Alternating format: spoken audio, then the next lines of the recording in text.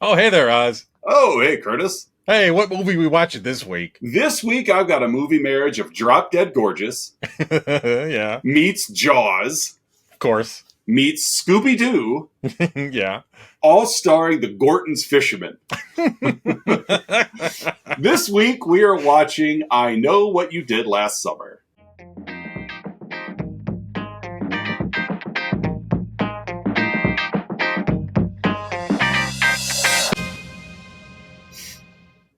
The Gorton's Fisherman. The Gorton's Fisherman. For all you fish sticks lovers out there. Yeah. This movie would have had a different flavor had he been dressed in all yellow. Yeah, big yellow slickers. He's just carting around a box of Van Camps. Yeah, it's like Curious George's Handler, only Killer Edition.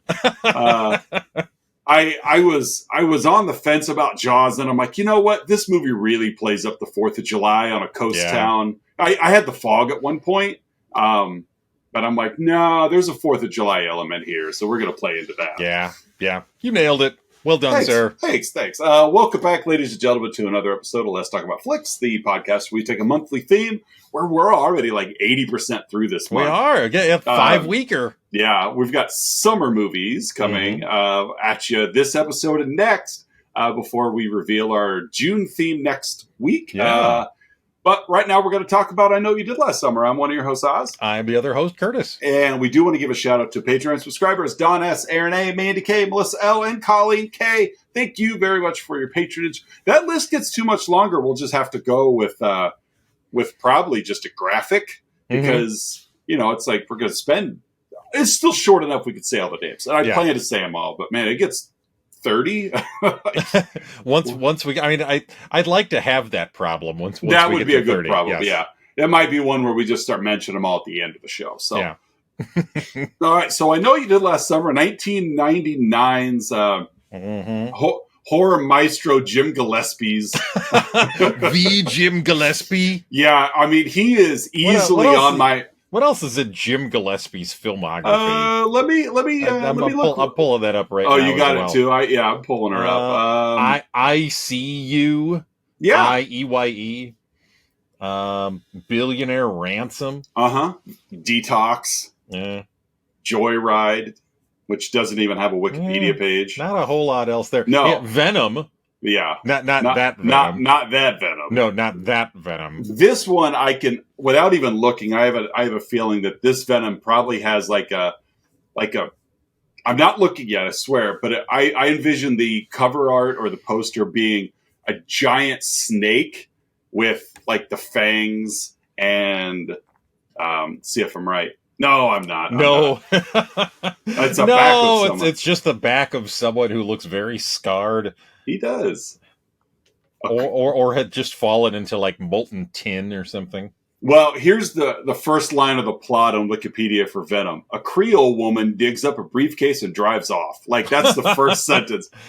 Sold. That's also the origin story of the Eddie Brock Venom character as well.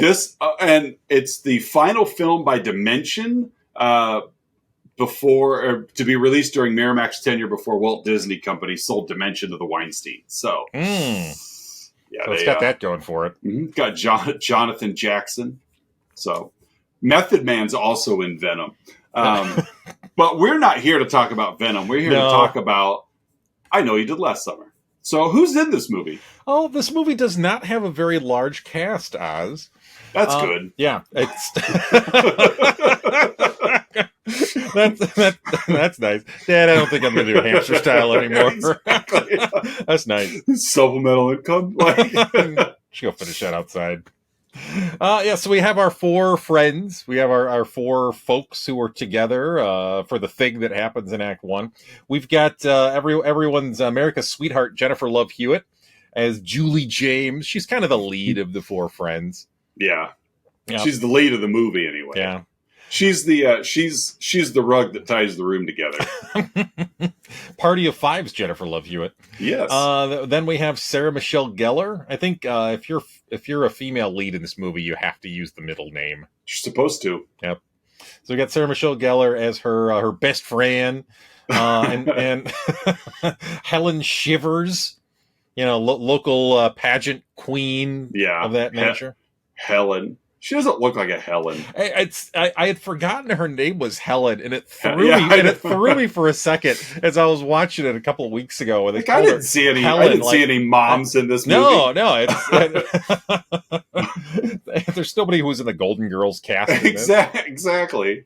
Someone making jars of jam, just setting a hot apple pie. I was going to say, leaving a pie on the windowsill. Helen makes a good pie. I'm sorry. I'm only a senior in high school. He's a lot of lard in that crust. I got Ryan Phillippe as Barry Cox. He's Helen's boyfriend, and he works really hard trying to act in this film. Yes, he works. He acts his butt off. It's bad when Freddie Prinze Jr. acts circles around you. Yeah. Barry is local rich bully, is kind of local entitled rich bully. Yes. Then we got Freddie Prinze Jr. as choking poor of the group, right? Ray Bronson. He only agreed to do this movie if I could be the rich guy in my next film. All right, so you can be in She's All That and be the rich guy. Okay, that works. This will probably come up a little later as well. I'll just briefly mention it here. This movie goes out of its way to let you know that Ray is poor. Very, yeah.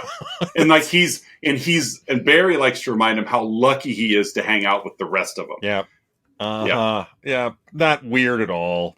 And just getting ahead of ourselves, there's later on in the movie when Helen goes home, that's not exactly the house of a wealthy family.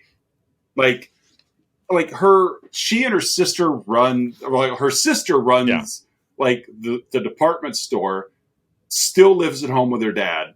Yep. Helen lives at home with dad. And again, you look at it and there's a lot of wood paneling. You just don't get the vibe that they live a wealthy lifestyle. But Ray's lucky. Yeah, he's lucky to hang out with them. You're lucky you're dating Julie James, or else God, I'm low socioeconomic class. I am lucky to have friends like you. It's my matter of fact, I'm so poor. My first name only has 3 letters. That's all I could afford. Right?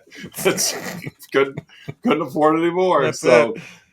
Who else we got? We got some backup characters. We've got, of all people, Johnny Galecki playing another local teen, Max Nierick. We got, as you mentioned before, Elsa Shivers, so Helen's older sister who runs the local store, Bridget Wilson Sampras. Yeah. In this. Then we have a young Anne Heche. Oh, yeah. As kind of local, not curmudgeon, local, I don't know. Just kind of keeps to herself. Hermit was the word I was looking for. Yeah, that's a good word. Local hermit. Dirty hermit. Dirty hermit. We have to make. I think wasn't Dirty Hermit in Wu-Tang? I think so. Yeah, ODB, Ghostface Killah, Dirty Hermit. Dirty Hermit. Inspector Deck. Yeah, he was one of them. He was there. Dirty Hermit. Method Man, Red Man, and Dirty Hermit. Dirty Hermit. I'm pretty sure Murphy Lee produced an album of his. Yep. We got Muse Watson as Ben Willis / the fisherman, and then we got Stuart Greer. I think that's Pam's brother, as officer. Yeah, as officer. So, officer. Yeah, pretty tight cast. Yeah, that's it. This movie kicks off on July 4th, 1996, in the New England coastal town of Southport, North Carolina. This movie gave off very strong, Maine, Boston, just everybody's got lobster traps. It really gave off that vibe of a upper New England community, and then they plaster all over the place. We're in North Carolina now. Isn't that where Kevin Williamson's from? Yes, it is. And to be fair, I've not been to North Carolina, nor have I been to the New England states, so I really can't speak to whether that aesthetic travels down coast or not. But it seemed out. I'm watching this, and I'm like, man, this movie feels like it's Rhode Island or something. Yeah. Along a coastline. Well, of course, North Carolina is along a coastline, but still. And then it's okay, North Carolina. All right. So it's you guys are acting how cold it is, and it's really not cold all the time. Well, Kevin Williamson did Dawson's Creek, didn't he? He did do Dawson's Creek. Which was set in, I think, Wilmington, North Carolina? I think so, yeah. And then he also, of course, wrote Scream, but that wasn't North Carolina. That was Hillsborough, California. So we get a type O negative cover of Summer Breeze during the opening credits. Which the song was awful. I didn't mind the opening credits. Just, I'm kind of a sucker for like fast moving aerial over water. I like Lost Boys did it a few times too. Like, I don't know why. I like that. It's kind of a 90s action movie staple too. It really is. Like, and so kicking up just like, hey, we're here on the coast or whatever. We got the four of them, Julie and Ray, Helen and Barry. They're going to the beach. It's like, Helen had just won her pageant, knocks it out of the park. Barry's just like, she's so smoking hot because she was named the Croaker Queen. Croaker Queen. Croaker Queen. Yeah. I think also a Wu-Tang member. Croaker Queen. Croaker Queen. Dirty Hermit. Dirty Hermit, Croaker Queen. They didn't make the cut. No. Yeah, Croaker Queen is the 10th member. Yeah, it's like, sorry, you guys, those guys are in the 33rd chamber of Shadow. Yeah. it's the next chamber down. We didn't get all the way to that chamber. Those two were featured on that like secret like $2 million album that Pharma Bro bought from the Wu-Tang Clan. Yeah, it was their feature set. And then this movie kicks off. You got these four just living it up. They're high school kids. Yeah, they're having a great time. They're seniors in high school. They're just, their whole life's ahead of them. They're just madly in love. Let's go down to the beach and, just do beach stuff. Like, talk about our futures and wander off to the rocks and have sandy sex. Yeah. And Helen's going to be a big actress. Julie's going away to college. Yeah, I'm going to New York to be an actress. Barry's like, that's cool. I'm already rich. And Ray's like, I wish I could afford to go somewhere. I wish I could afford dreams. Yeah. You guys care about your dreams? Just a piece. I'll take whatever dream scraps you got. Do you guys have any dreams you're not going to follow that maybe I could have? But they're just living it up. Dream hand-me-downs. Right?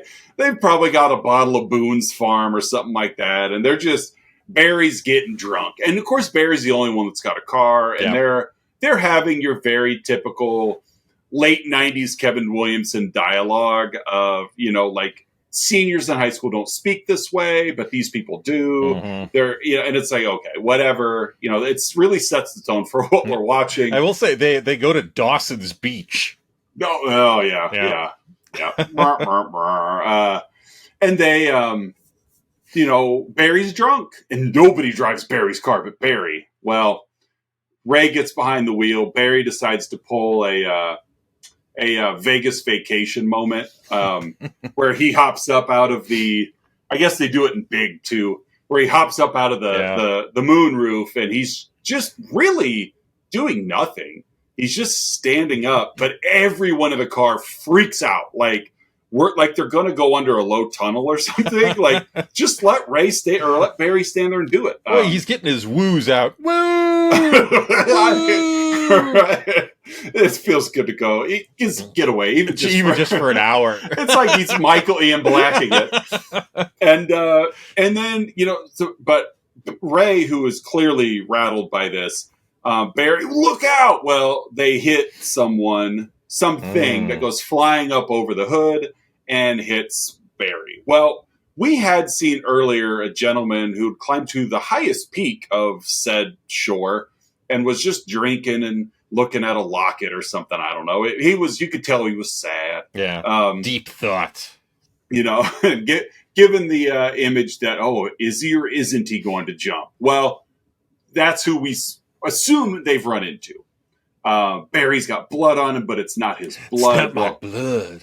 But they find the body lying in the middle of the road, and they realize, guys, we have dreams. we can't let this get in the way of our dreams. Even Ray's got something in the future. Right. Like, yeah, not going to jail is his dream. Yeah. And they're like, we got to dump the body. Like, they'll never find him. And if they do, yada, yada. And even Julie's like, no way, we can't do this. Yeah, voice of reason. Well, it's really Barry who's like, well, I'm rich. Yeah. Guys, this is... I'm not going to last long in jail, fellas. Look at me. And so Barry convinces Helen. Helen then turns to Julie, and they just say, okay, so, we'll help you conceal a murder. So they carry, the four of them carry this body, Lord knows how far, to the nearest dock, which apparently there's just piers all over the place. Mm-hmm. And again, it's very trite, but they get to the edge, they're about to dump him, and he wakes up. He's not dead. No! He grabs Helen's crown before they lop him in the water. When she goes, because she never took her crown off throughout this entire thing. No, her croaker she's queen the croaker crown. Queen. My crown, and I love it. Whereas he's going underwater, like slowly, he's holding the crown above water, just to remind them all, look what let's say it's not like Arnold Schwarzenegger. Terminator 2. He gives a thumbs up as he's going down. But he's like slowly falling underwater. My crown, Barry then dives into the water after the body to get the crown, finds, the body then again wakes up because he fell asleep, I guess. That could be a possible for later on. Like he wakes up and then he dozes back off. Yeah. He wakes up, all they did was push him in the water. Yeah. Like, he wakes up, he kind of fights him a minute, they push him in the water, he makes no effort then to resurface and actually survive. No. He just accepts his death. Well, I'm guessing that despite it was, a sea at nighttime, it was very warm.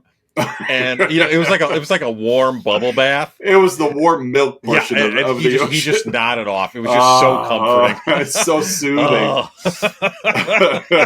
lot of Epsom salt in that scene. Yeah. Barry dives in, upsets the sleeping man. He wakes up again, but Barry does get the crown back. So he's the hero here. And they swear they're never going to talk about it again. They swear on Ray's no future. That's right. We tell guys we might screw up Ray's life. Cut to 1 year later. Julie apparently has not slept since. As we cut to Julie, and she's got a phone call or something. I don't know. It doesn't matter. But she's at college. She's away at college university. Right. She's going to the technical school of College U. Yep. She's in Boston or something, and she's got she's just disheveled. Yeah. Like, her hair circles under her eyes. Right. They gave her the Halle Berry Monsters Ball treatment. You're not too far off. So it's like she just looks bags under her eyes. Hair hasn't been brushed since a year ago. Like, it's been a year since she's bathed. Which, can you imagine how hard it would be to be her roommate? Like, because her roommate's like, "Hey, Julie, you got a phone call," and she just turns and looks at her like, I bet no one likes you. Like, you are probably the drag. Like, she's the Debbie Downer, Rachel Dratch of her floor. But you could tell, I mean, they're trying to get the point across that she's carrying the weight of the decision a year ago. She goes home from college, finds out that she's kind of the only one that pursued her dream. Like, or at least tried to. And so she comes across, first she goes to Helen. She goes to Shivers, the department store, talks to her sister, say, "Hey, can I get Helen's phone number in New York?" She's like, "If by New York you mean the perfume counter," to which Helen, who apparently has been working there for quite some time, seems to be struggling with whatever she's working with. So it also looks like Helen also hasn't gotten much sleep in the last year. And so, I tried the New York thing for a while. It just didn't work out. Yeah. And didn't go in a lot of detail. No, but as a good big sister, she makes sure to rub in her younger sister's face every possible chance she gets that she's a failure. Yeah.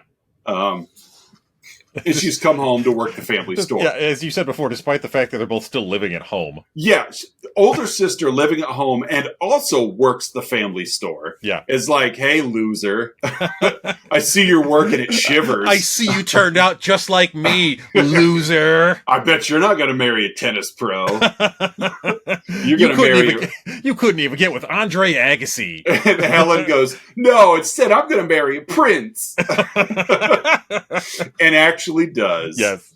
And so, then the two of them go and meet Barry, and Barry's like, what are you doing here? Because again, you know what? Barry really was never going anywhere to begin with. No, I mean, he has he's the rich lifestyle. The rich local kid. Yeah. Everybody wants to be Barry. Right. So they're like, hey, okay, I guess I should really back up. Julie got a letter saying, I know what you did last summer. That's what it was at school. Hey, Julie, you got some mail. And it was, I know what you did last summer. To which she's like, oh no, someone knows. Of course, it's written in like really nice, like elementary school teacher handwriting. Uh-huh. It was written on that, like learning how to write, like, exactly, with like the bars and like it's got the two bars and the dotted line in the middle. Yeah. It was really well written, and so she's obviously in a panic because somebody knows, as if Julie only did one thing last summer. And so she, like I said, she goes and tells Helen, I've got a letter. And Helen's like, oh no, let's go find Barry. Barry's like, what are you guys doing here? I got a letter. We get the impression Barry hasn't stopped drinking since that night. No, he's pretty much, well, he was drunk that night anyway, so why stop? It just hasn't stopped. And so they're like, hey, do you guys know where Ray is? And he's like, yeah, that loser has a job. Idiot's working down on the docks. Yeah. Who works for a living? So the four of them get back together and they're like, hey guys, somebody knows what we did last summer. Well, we did meet Max last summer. Max is played by Johnny Galecki, and honestly, probably like the toughest guy, like the tough guy role. Like Johnny Galecki's never ever played before. Yeah, I wasn't too thrilled with Johnny Galecki in this. No, he's good at playing Neebish. But, yes, but he's trying to be the mouthy tough guy, and like he tried asking Julie out earlier, and Barry just pushed him away. And not Ray. No, Ray couldn't afford to defend his girlfriend. Guys, I don't have enough in the bank to push him. Barry, can I borrow a few bucks to push this guy? And so they think it's Max. Oh, it's got to be Max because he drove by. Yeah, he drove by when we were hovered over this like dead body in the middle of the road, and we faked it real quick by just making Barry go pretend he's puking. It's kind of like in the movie Clue, where they're trying to pretend there's not dead bodies in the study. And so they're like, it's got to be Max. So we just get a bunch of red herring-ish moments, which is, I think, what Kevin Williamson's really good at in writing is writing a bunch of red herrings. And he figures, hey, you know what? I'm going to have so many red herrings, we might as well make this in a fishing village. Hey.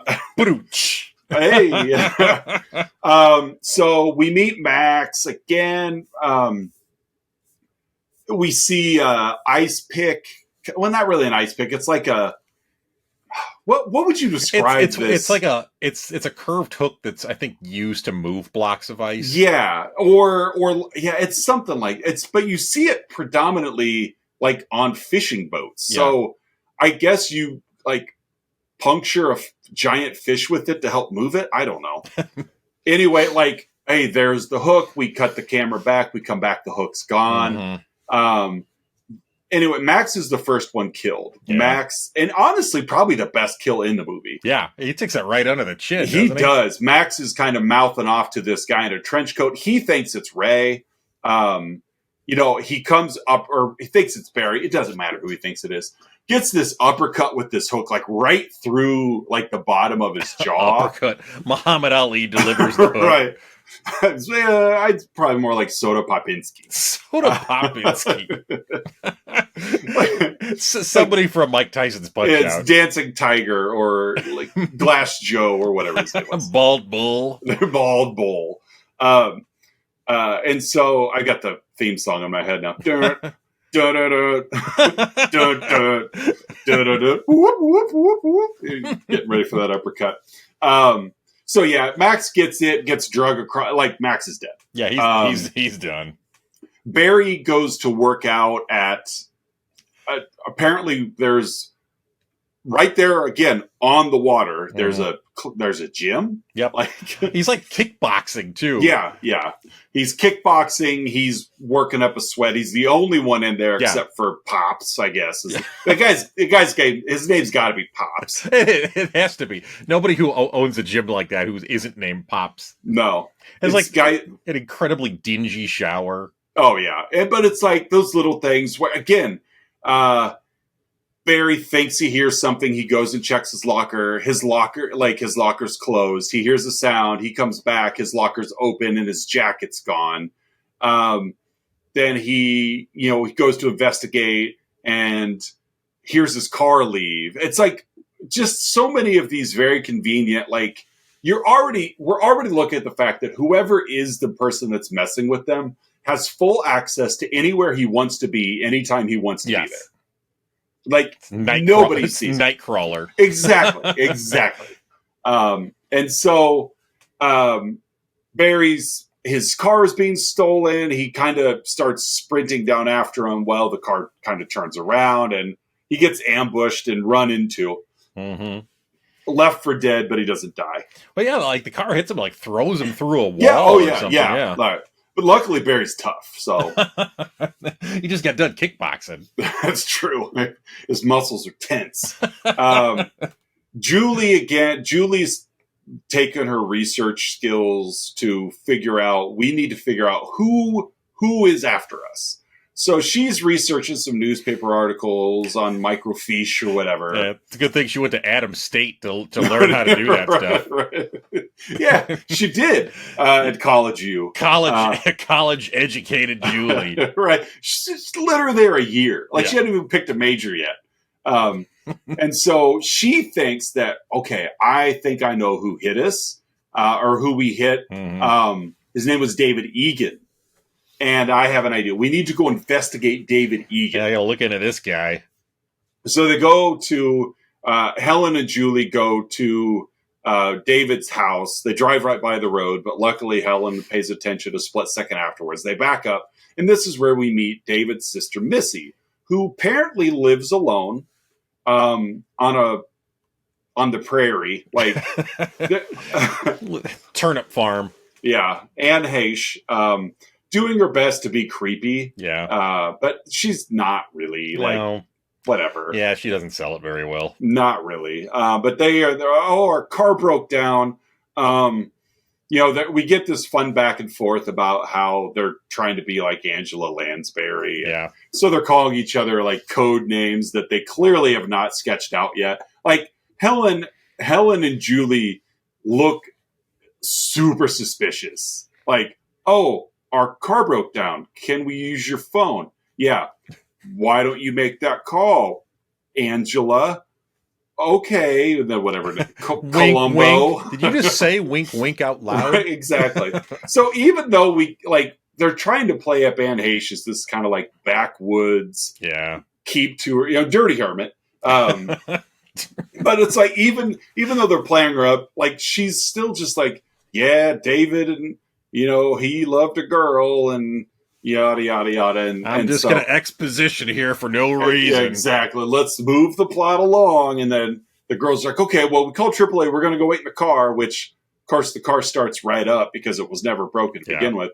And instead of driving away, they continue to just sit in Missy's driveway. Yeah. And Missy being... she won't suspect anything. Right.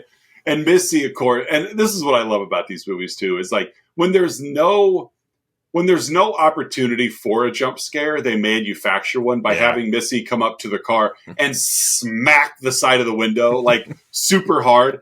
No one would ever try. Like you would just walk up and maybe knock, but she comes up and just like, boo! Oh hey, Barry, want some brownies before we go to bed? So you got your car started. Oh yeah, see ya. And then they like peel out too. Oh yeah, yeah. While Missy's like right there, still hanging in the window. Yeah, like they're probably chucking rocks all over. So Missy explains that one of David's friends also came to pay her a visit. His name's Billy Blue is what his name is. Yeah. Okay, that doesn't sound made up. William Blue. We get a fun. We there are times, I will admit, the movie does decent job of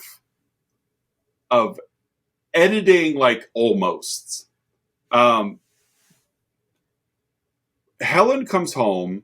You could tell she's really down. Like, hey, Dad. Dad doesn't even acknowledge that she's there. He's watching the game. Is it Kathy Bates' husband from Friday? I think it was. Yeah. Right. Well, the game's on. A game's on. So she comes in. Hey, Dad. He doesn't acknowledge her.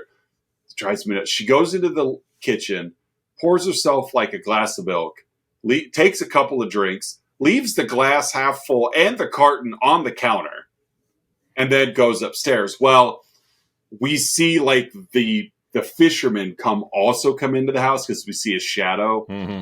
And just then walks right in. Walks right in the house, walks right by Dad. But we established that Dad's not going to stop watching the game for anyone. Also probably watching the Braves, just like Kathy Bates' husband. Probably was watching the Braves.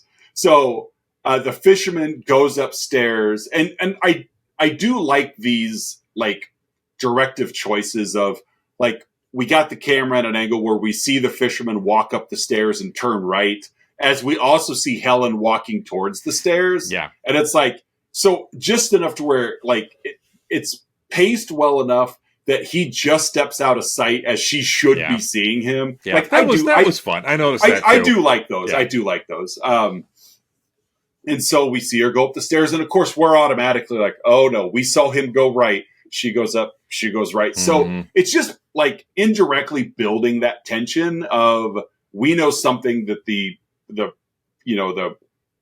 character doesn't know.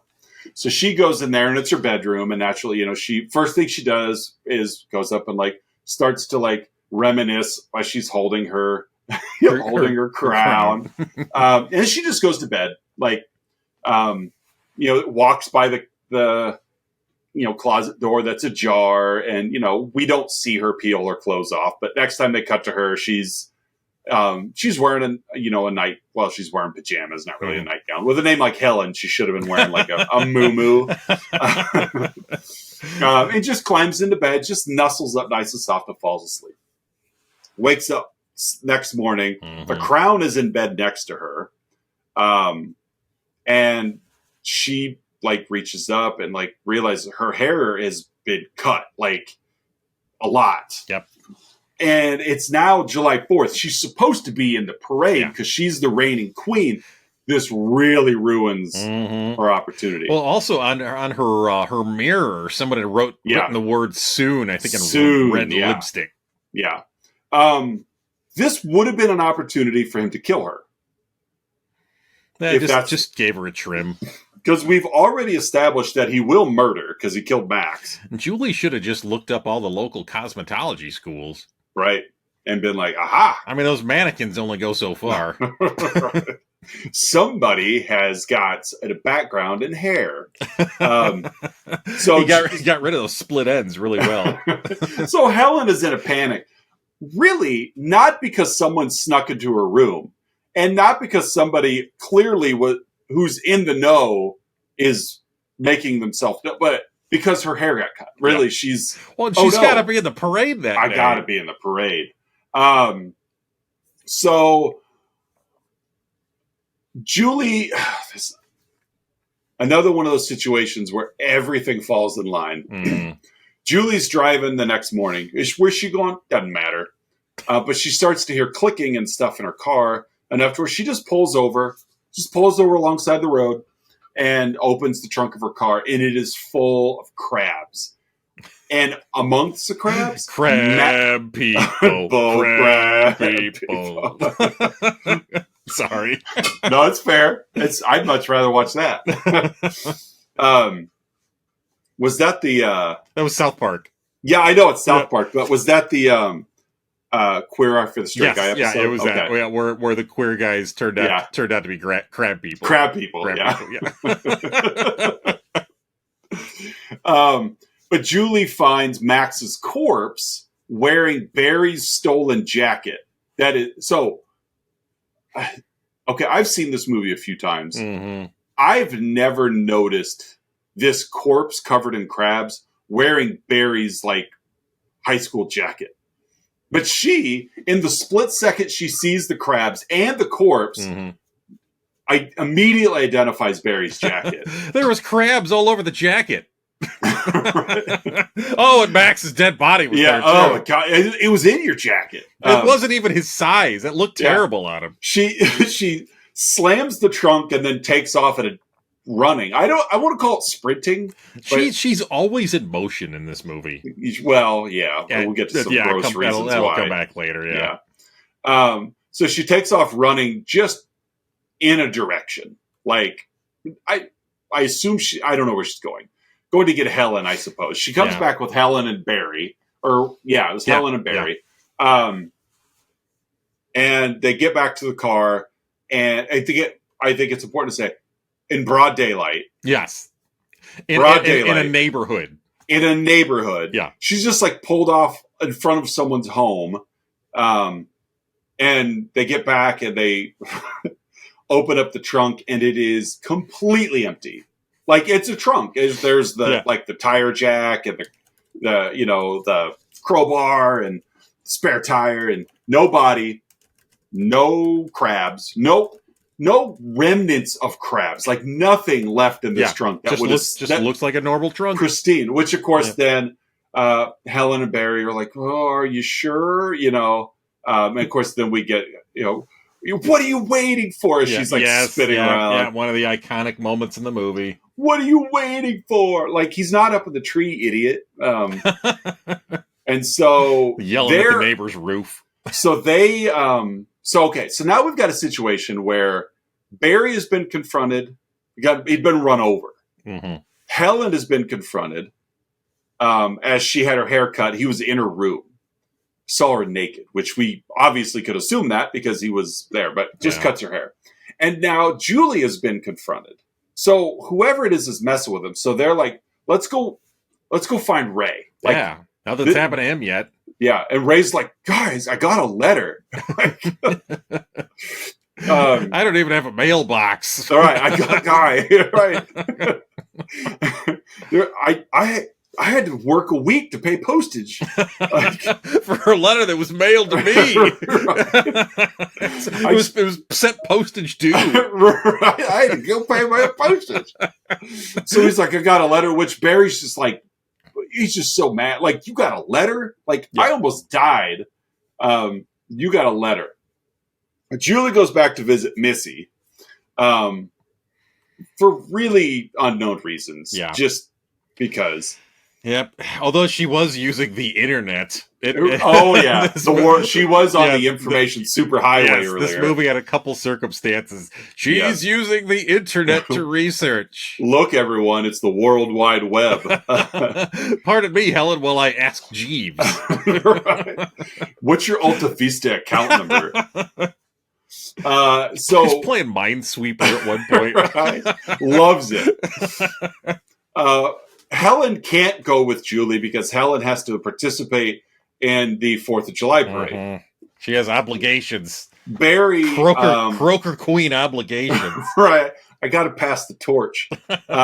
So Barry's like, I'll go with you and protect you. Like, I'll keep an eye out for someone in, like, the black... How do they figure out who they're looking for? I don't remember. It's... They know it's somebody in a rain or in like a fisherman's slicker at some point. I don't remember how they figure that out. Yeah. Like, just looking for somebody suspicious. Right. So we're going to go look for somebody that's dressed head to toe in black rubber slicker gear. Helen's doing an awful job smiling as she's waving. Barry is literally just sitting on the front of the float. How do they let him do that? Because he's rich. Ray could never pull that off. No, you remember who you're talking to. Right? It's me, local Barry. Entitled man, Barry. Barry Cox, Dewey's son. I know my dad was the wrong kid, but I still... The wrong kid died. We haven't made a reference to that in a while. But I am still a Cox, gosh darn it. Wrong boy died. Which does kind of happen in this movie. It does, Dewey Cox is a spiritual sequel to this movie. Right, spiritual. So Barry's hanging out on the front of this float as they literally... It's broad daylight, like we'll call it like noon, 1 o'clock. Like It's parade time, and there's enough people in like black slickers and rain hats. Hey, honey, let's go to the parade. Grab the black slicker. Right, it might rain. So Helen sees somebody like behind the crowd. Mm-hmm. Barry like takes off at a dead sprint. Of course, this person. The parade is apparently like one street over from the docks, because Barry takes off at a dead sprint, finally catches up with this slicker gentleman on the pier, tackles him down, turns it over. It's father time. I will say, I made a note of this as well. That actor who played that old man sold that role. Oh, yes, he did. He probably had a real heart attack as he got tackled to the ground. He rolls him over, yeah. Yeah, I put him down as terrified old man. Very terrified. And, he sold it. He really did. Those 3 seconds of screen time were his. Yes. Yeah. And so Barry realizes, wrong kid. Or wrong guy, sorry. Wrong old man died. So wrong guy. I've left Helen exposed.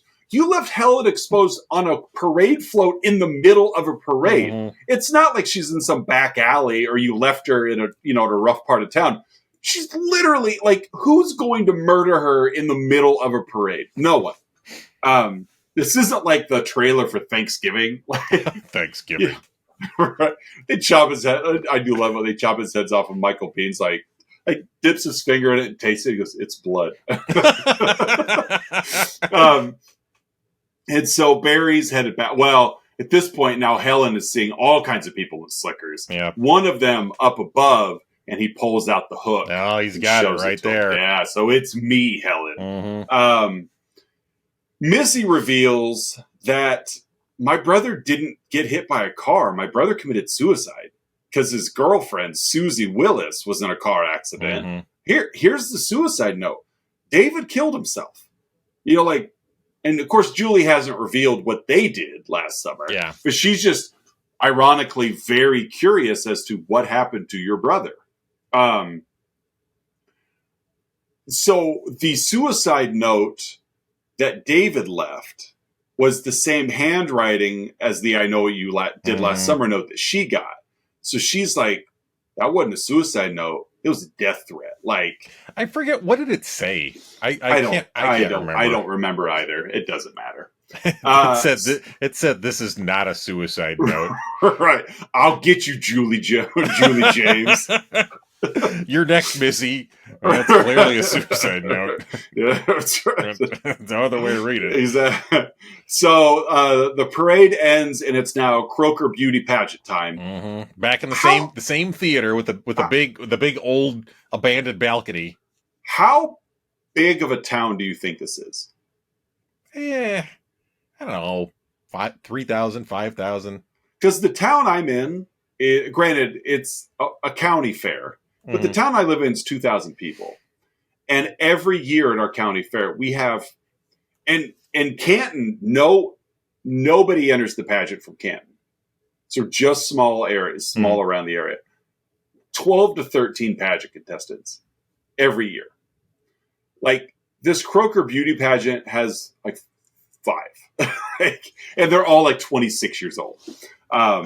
So it's like, here's Helen sitting like on a chair on stage. Again, honestly, in a very safe situation. Mm-hmm. Like, get lots of people around. You're on stage in a public place, lots of people around.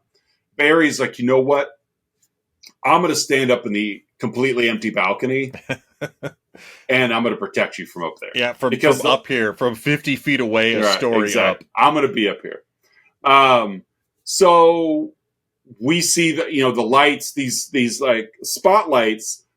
Again, a small stage, but these spotlights apparently are just always moving because at one point they move and Helen sees Barry being murdered on the balcony. Yeah. And so we really don't even see Barry's murder. We just see Barry get murdered. They fight a little bit, but it's not like really. Yeah. They set the groundwork with Max of like, oh, these might actually be kind of some graphic, gory murders, but no. We see him get thrown around a little bit. A little bit of a tussle. Yeah, and he's dead. Helen, of course, stands up in a, like you said, pretty small theater and screams, "Barry, no!" and kind of goes in hysterics. So, she tries to kind of like run and lunge back, but everyone stops her. Right. I never understood that. I know. I almost made a note of that too. It's like, why did everyone stop Helen as she's running away? Like everyone, like, no, it's pageant time. Yeah, this is the Croaker Queen, Helen.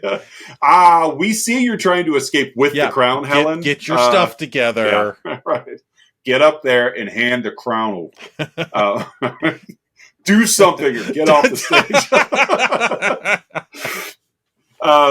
So the policeman's like, fine, I'll go investigate, and actually goes up and finds nothing at all, because whoever this murderer is has established he is capable of anything he wants to do. Yep.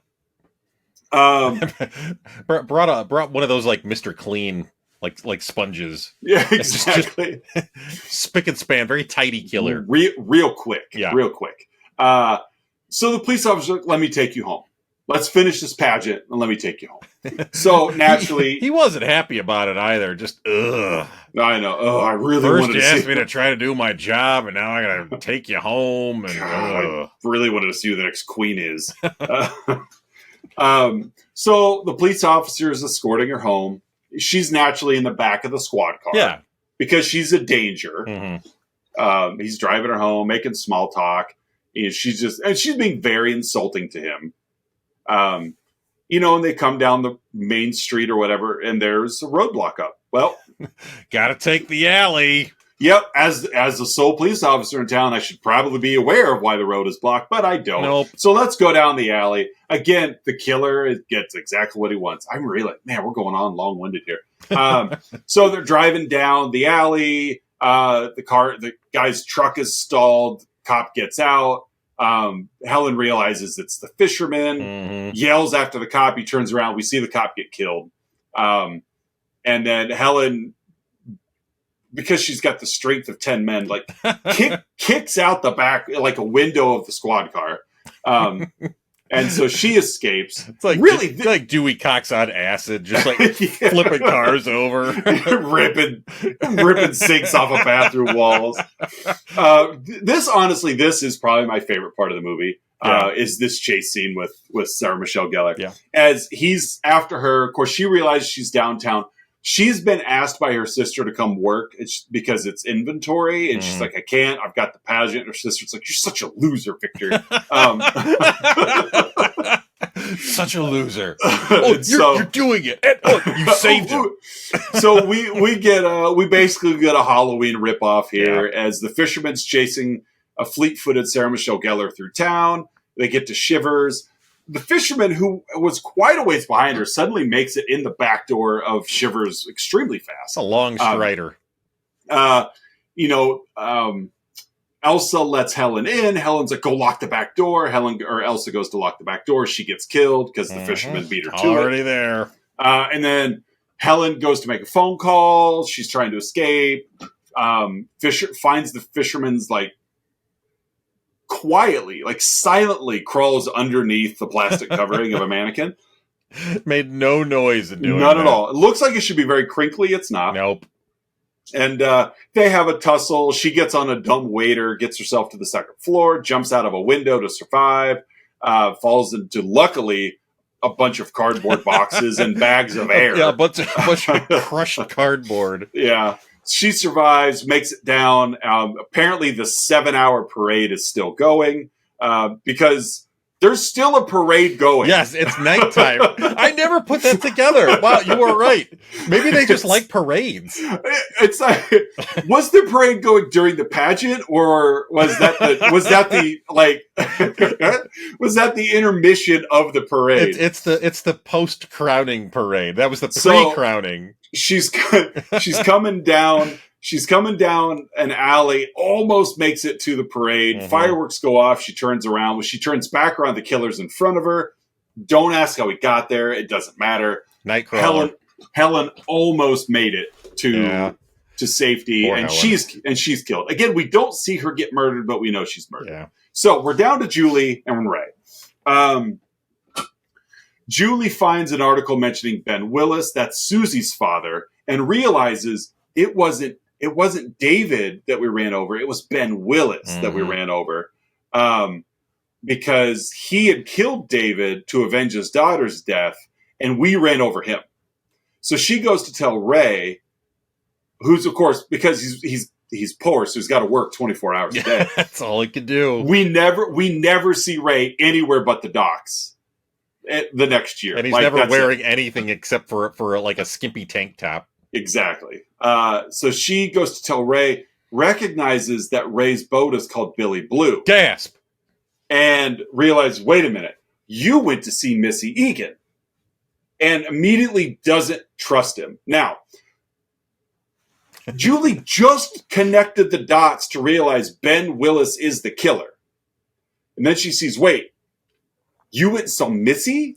Like, I'm out of here. The boat should have been called Red Herring. Yeah, no kidding. Instead of Billy Blue, Red Herring. Right. You're Billy Blue. You went and saw Missy. We were broken up. Like, what? I don't understand where that's going. So, as Ray is like, no, wait, Julie, a fisherman knocks him out. And then naturally he's like, quick, get on the boat. Quick, get on my unmoored boat. Right. Because that's the safe place. Yes. Go. I knocked him out, but you go get on the boat and hide. Like, and Julie does it because she's an idiot. And here, naturally, oh God, I hate this trope. She walks into like the captain's room, and this is where like all the photos and newspaper articles are plastered all over the place. Yeah. Conspiracy board style. There's the proof.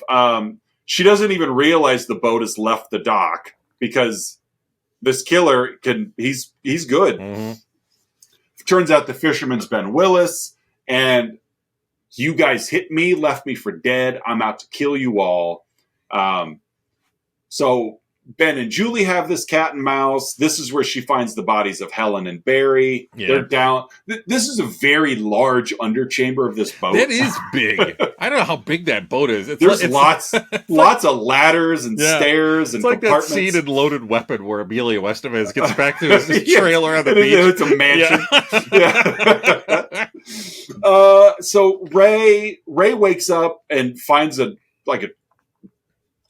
boat, like with a trolling motor, I guess. Yeah. He goes to rescue Julie. Fight. Ben's hand ends up getting severed. He flies overboard. Ray explains that I was acting as David's friend. I felt bad for Missy. I went to visit her. Julie and Ray are like, okay, well, let's be in love again. Because they didn't kill anybody. Oh, such guilt is lifted. Mm-hmm. Like, oh, good. We actually didn't kill somebody. Yay, no manslaughter. Yeah. Hooray! Our friends are dead, but that's okay. Yeah. Because we didn't actually kill someone. We didn't kill someone. Right. So, fast forward to a year later. Julie is now smiling. She's back in college. She's so happy. Yep. All she's wearing is a towel. A towel that's really hyped up. Like, it's a hand towel. It's a wonder towel, I think it was. It's a sham wow. Exactly. It's microfiber. Turns the shower on. Her roommate's like, Julie, you got some mail. Steps out, and it's another letter, and it says, I still know. No, she goes out, phone call, I don't know. She goes back into the shower. Apparently, in the 12 seconds she was out, this, like, the hottest water in Boston runs through the shower room. Nothing but steam. No, it's so steamy. Matter of fact, it's really bad because you could see the fog rolling in. Like, at the bottom of the screen, you could see it bellowing in. Yeah. Anyway, she gets close to the mirror. It says, "I still know," and a dark figure crashes through as like Kula Shaker's Hush comes over. Kula Shaker. Yeah, I just remembered that. Isn't that terrible? That's amazing. I am genuinely impressed. I just remembered that it was Kula Shaker's cover of Hush.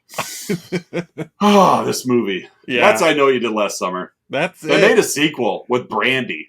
Oh, God, that's right. Yeah, there's a sequel to this. Yeah, they're talking. It's called honestly, Walk Hard, the Dewey Cox Story. There's talks of another one coming out like next year. I still know. Actually, okay. There's I Know You Did Last Summer that came out October of 97. And then there's I Still Know What You Did Last Summer that came out in November of 98. I didn't realize there's actually a third one out. Came out in 06 called I'll Always Know What You Did Last Summer. I'm not kidding. I just realized it. And then I probably know what you did last summer. Hey, last summer? I remember. I'm certain I know. Yeah. We share memories of last summer. Unless I'm mistaken, I know what you did. But there is a release date of July 18th of 2025 where an untitled fourth film is coming out. Interesting. All right, so that's I Know What You Did Last Summer. All right. Man, we're almost at an hour already. That's okay. Whatever. We're having fun. That's true. Hey, it's that time in the show where Oz and I each give our own unique rating about the film we've been yapping about. I Know What You Did Last Summer. Hey, Oz, how would you rate this flick? I'm going to give this movie some New England vibes. It really, you called it North Carolina, but this movie was set in Newfoundland. What are you giving it? I'm going to give it 44 instances of Jennifer Love Hewitt running away to avoid a conversation. Oh, that's fair. she does that a lot in this movie. That's fair. Next up, we've got Outside Insights. Oz and I have been scouring the interwebs searching for unprofessional reviews that tickle our funny bones, and we hope they tickle yours as well. Hey, Oz, what's your Outside Insight? I've got two quick ones. Okay. The first one is from Elizabeth Pierce, left a week ago. And it's a 4-star review and the title is Classic. Decent movie. That's it. Decent movie. Okay. Yeah, classic. Oh God, this movie's a classic. Decent. Decent. This next one is from Jen Warner. It's a 5-star review, and I could not help but read this like some older lady named Helen that just kind of has an open train of thought on a Facebook post. Okay. 5-star review, left in 01, or 21, sorry. Watch this again after all these years and still jumped. Love it. I loved this back in the day, but I actually loved it more watching last night. I definitely had forgotten many parts of it and jumped 3 or 4 times. I guess this is the movie Freddie and Michelle Gellar may have met, fell in love, and are still married today. Smile. Nice. Great movie. I watched the new one and love the original and much more, but they are both good movies. Jennifer Love Hewitt looks like a baby, so young. And of course, Ryan. Was so good looking. Ryan. Still is. Ooh. I just read it and I'm like, this reads like someone's grandma being like, you look so pretty. Did I tell you Jeremy called? Like, it's like, that's a private message, Grandma. So those are my 2 quick ones. What do you got? I'm going to go with one from the Internet Movie Database, 10 out of 10 review. People say that I know tried and... by the way, this is from Movie Boy. As opposed to Movie Man. It's Movie Boy. Movie Boy. People say that I Know tried and failed to surpass the teen slasher standards set by Scream. I don't see this at all. This movie was incredible. I jumped out of my seat when the guy leaped for Gellar at the department store, but that was nothing compared to the make me blank my pants ending with Hewitt in the shower room. I literally dropped my popcorn in shock. As if you couldn't see that coming. I literally dropped my popcorn as opposed to I literally blanked my pants. I literally did it. I did that first, then I dropped my popcorn. They got 10 out of 10. which means you kept eating your popcorn as you. Well, I mean, it's those new heated seats, you know. It's true. It's got that same feel of being pushed into the ocean after you've been hit by a car.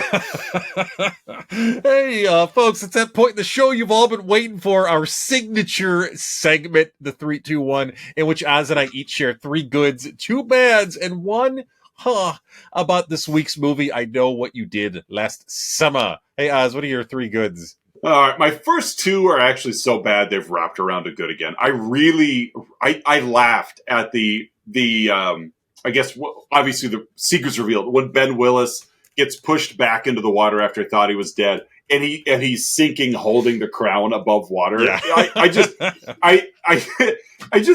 found it's so stupid, but it's just funny. Like you may be drowning, but at least you're like, ha! I got your crown.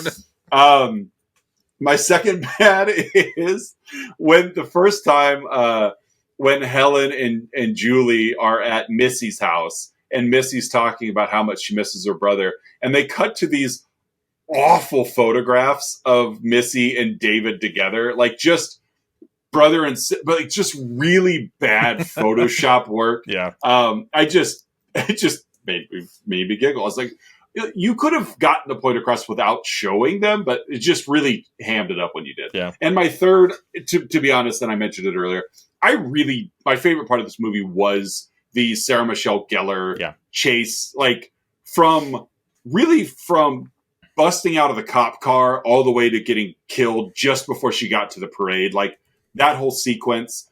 I don't mind Sarah Michelle Gellar as an actress. I think she's pretty strong as an actress. I think she understands what her limits are and plays within them.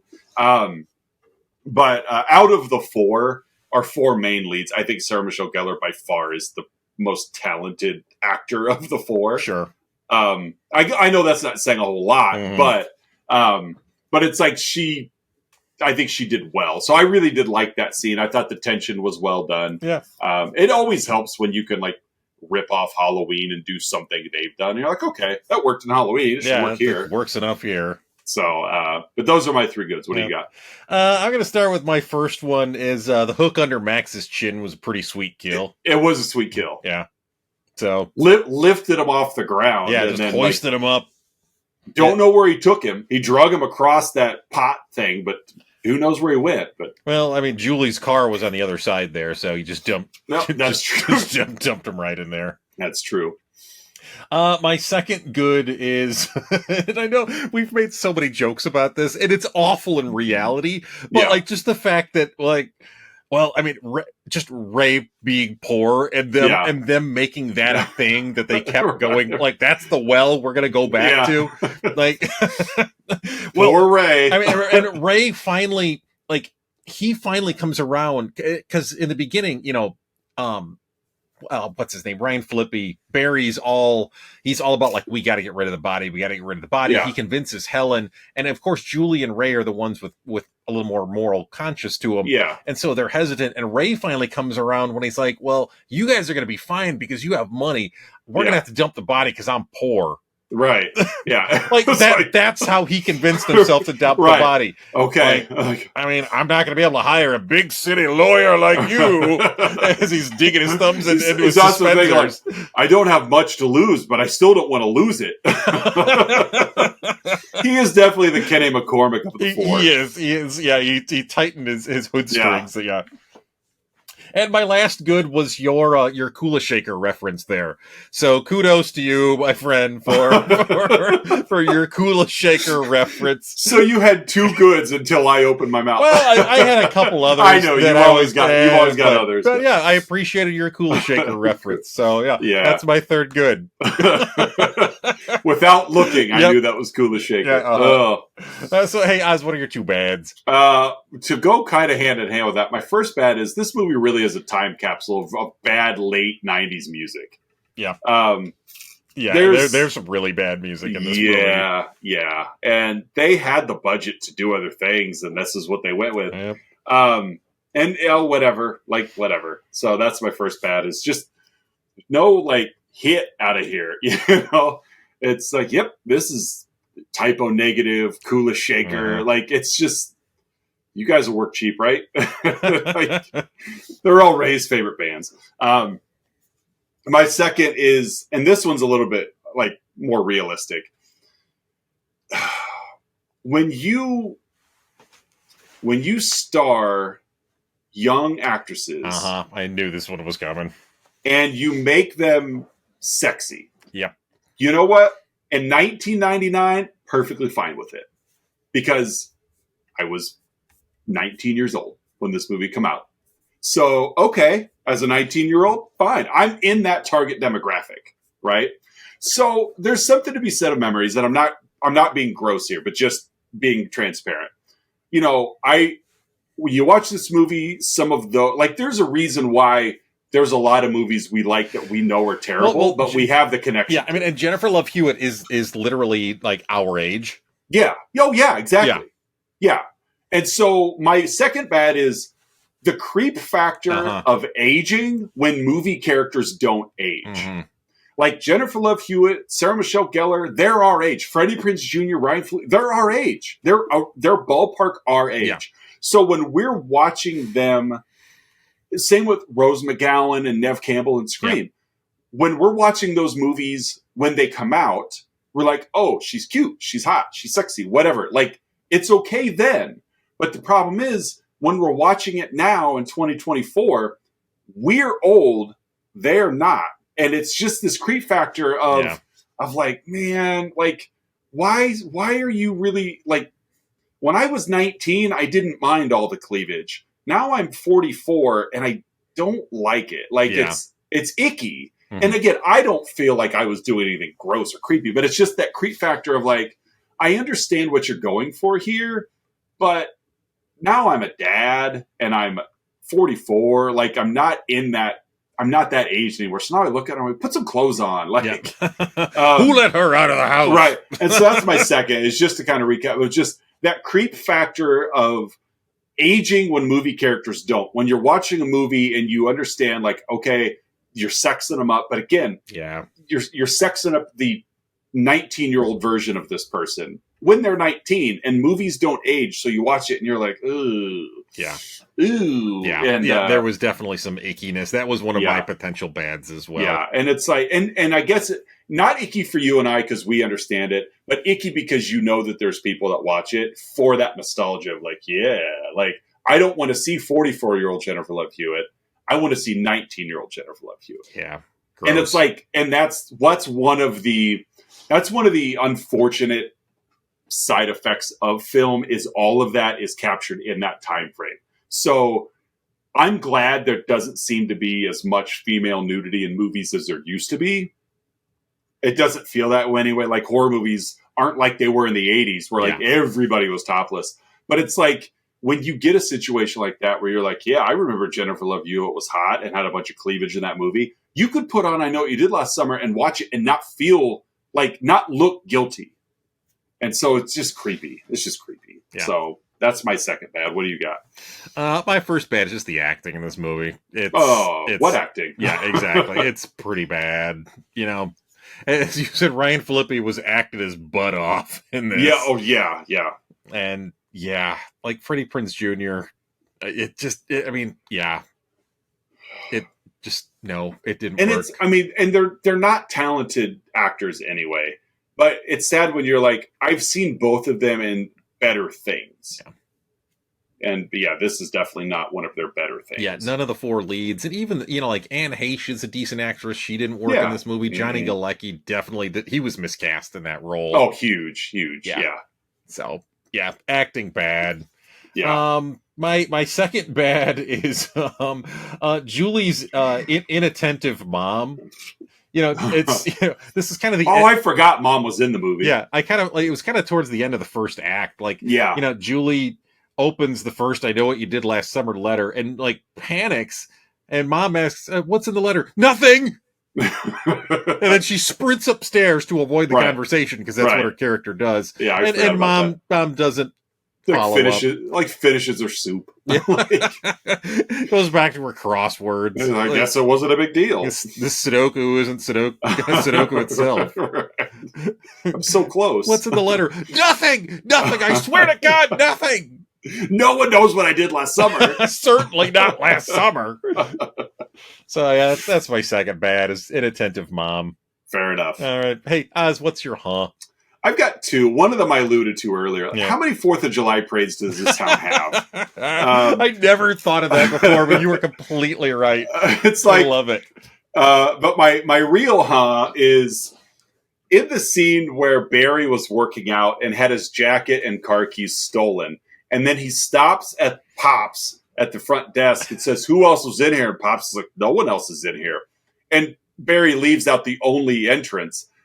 Did Ben Willis crawl quietly to sneak by the desk guy at the gym, dressed in a slicker? I envision that. I mean, he proved he could walk right by Helen's dad. Yeah, but I do. I envision him coming in, realizing Pops is there, getting down on all fours, and just crawling underneath the desk. He's cartoonishly like walking on his tiptoes, like ding, ding, ding, ding, ding. Yeah, that's what I envision happening. Is him like all of the like shenanigans and like sneaky moving around that he does in this movie.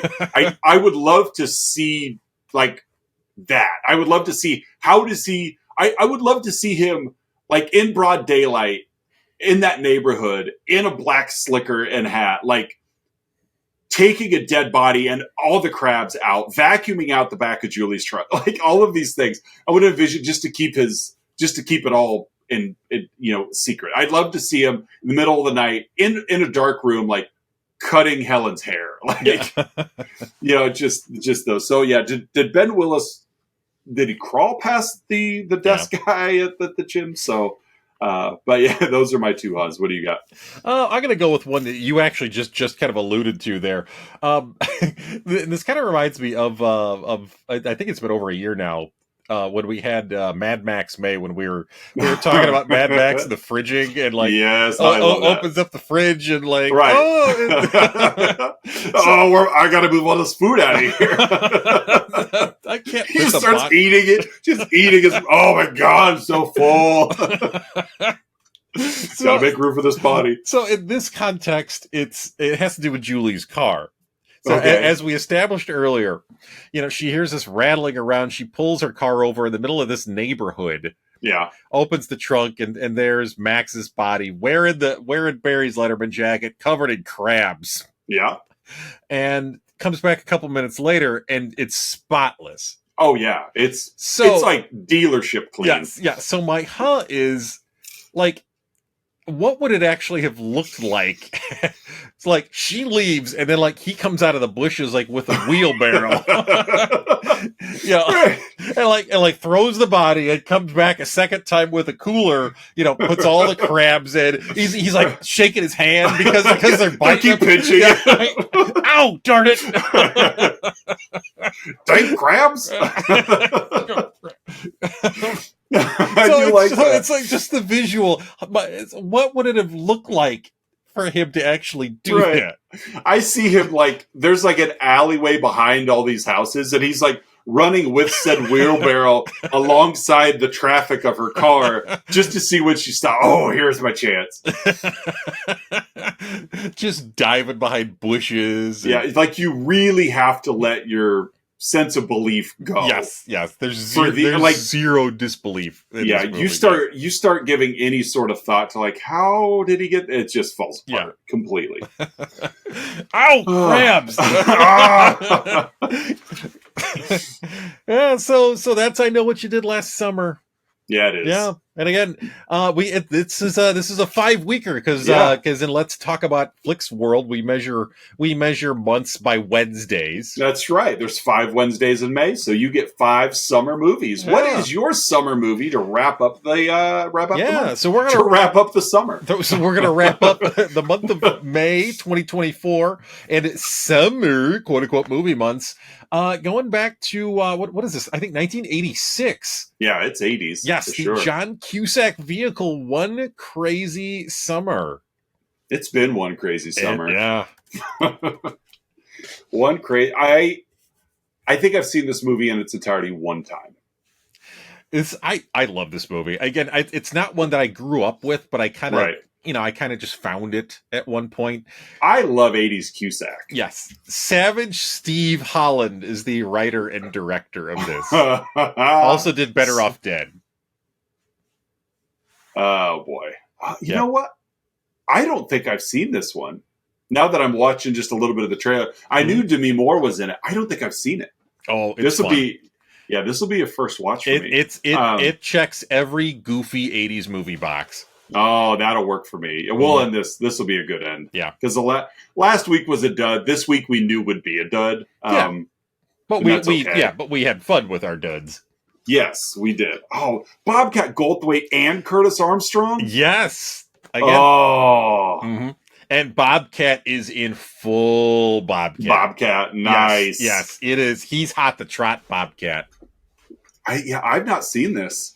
This will be fun. Yeah, it's a fun movie. It's just goofy and silly. My wife was not irritated, but she is this more like, I love Better Off Dead. Mm-hmm. Is this kind of in that same vein of a Better Off Dead? Yeah. It's just kind of goofy. Yeah, it's just goofy 80s. Good. Doesn't take itself seriously. But there's real estate bad guy. It's that whole trope we've explored before. Fair enough. The bad guy mechanism is getting the teens, like rec center, or getting the old guy's property, or I got you. When I was telling my wife what we were doing this month, she was kind of bummed that we weren't doing Summer Rental with John Candy. Well, and I told her that. I said, hold your breath. Yes. They may be coming. Mm-hmm. There's some breadcrumbs for our listeners. Yes, a little bit, if you're following along at home. Mm-hmm. So we've got One Crazy Summer coming up next week. We have I Know What You Did Last Summer today, which you obviously listened to almost in its entirety as we're closing in on the runtime of said film. But we, like I said, we've got social media, of course, Facebook, Instagram, and Twitter. Patreon link down below. Leave comments. We love answering. We'd love to answer fans' comments if we ever got any. So please do so. Other than that, we've got 1 week left of Summer Movie Month, so we will be unveiling next month's theme very shortly. Yeah. So for another episode of Let's Talk About Flicks, I'm Oz. I'm Curtis. And we'll see you guys next week with One Crazy Summer.